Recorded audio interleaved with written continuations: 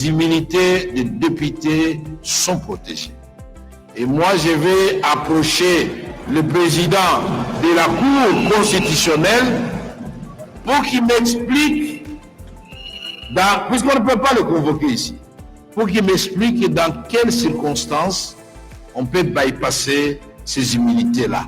Affaire Matata Ponyo, bras de fer institutionnel entre l'Assemblée nationale et la Cour constitutionnelle, l'affaire judiciaire impliquant Augustine Matata Ponyo, ancien Premier ministre et actuel député national, continue de susciter des tensions entre les institutions de la République démocratique du Congo, RDC. Au cœur du débat, la question de l'immunité parlementaire et la compétence de la Cour constitutionnelle à juger un député en fonction. Contexte de l'affaire, Augustine Matata Ponyo est poursuivie pour détournement présumé de fonds publics dans le cadre du projet agro-industriel de Bukangalonzo, un dossier où plus de 200 millions de dollars auraient été détournés. Initialement, en novembre 2021, la Cour constitutionnelle s'était déclarée incompétente pour juger l'ancien Premier ministre, estimant que seul son juge naturel, la Cour de cassation, pouvait le faire. Cependant, en novembre 2022, la même Cour a changé de position, se déclarant cette fois compétente pour juger Matata Ponyo, provoquant une vive réaction de 12 sénateurs qui ont saisi la Cour pour demander une interprétation de l'article 168 de la Constitution,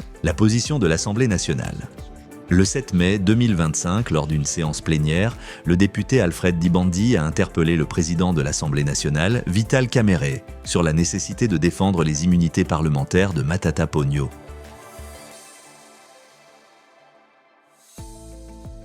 Dans le dossier Matata, vous avez saisi le procureur général et le président de la Cour constitutionnelle. Honorable Président, nous avons aussi lu sur les réseaux sociaux le président de la Cour constitutionnelle répondre au président de l'Assemblée nationale. Ce ping-pong n'honore pas la République, honorable Président. Nous devons nous assumer. La justice est rendue au nom du peuple congolais. Nous sommes les représentants du peuple congolais. La Constitution soumet les juges à l'autorité de la loi.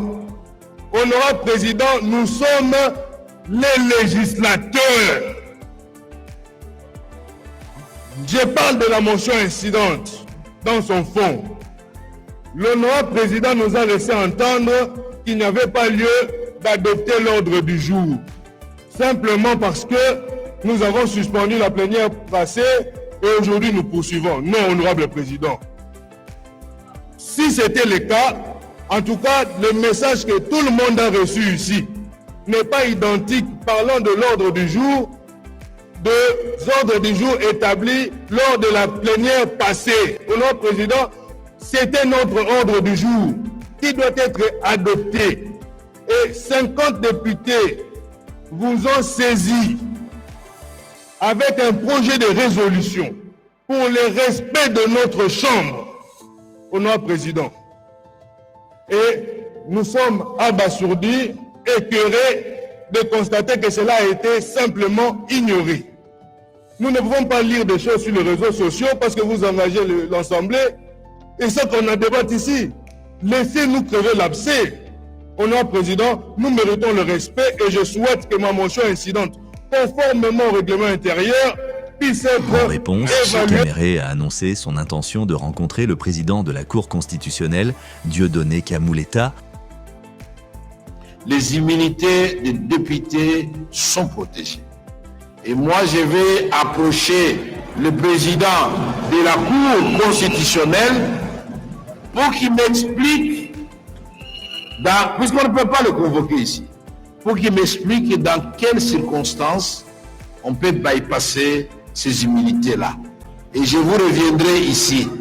C'est tout. Le débat, il est clos. Pour obtenir des clarifications sur la manière dont la Cour a pu bypasser les immunités d'un député en fonction. La réponse de la Cour constitutionnelle, dans une correspondance datée du 2 mai 2025, Dieudonné Kamuleta a rappelé que l'article 107 de la Constitution, invoqué pour protéger les parlementaires en fonction, ne s'applique pas dans le cas de Matata Ponyo. Selon lui, les poursuites contre Matata ont été engagées en 2022, avant son élection en tant que député, et il a déjà comparu devant la Cour à plusieurs reprises. La Cour ayant déjà pris l'affaire en délibéré, elle est désormais tenue de se prononcer sur toutes les questions soulevées, y compris celles relatives aux immunités parlementaires. Un débat institutionnel en cours, cette situation met en lumière les tensions entre les pouvoirs législatifs et judiciaires en RDC. D'un côté, l'Assemblée nationale cherche à défendre les prérogatives de ses membres, tandis que la Cour constitutionnelle insiste sur son indépendance et sa compétence à juger des affaires déjà en cours. Ce bras de fer institutionnel soulève des questions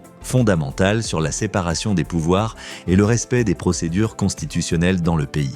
Alors que le procès de Matata Ponyo est prévu pour le 13 mai prochain, l'issue de cette affaire pourrait avoir des implications majeures sur l'équilibre des pouvoirs en RDC et sur la manière dont les immunités parlementaires sont interprétées et appliquées.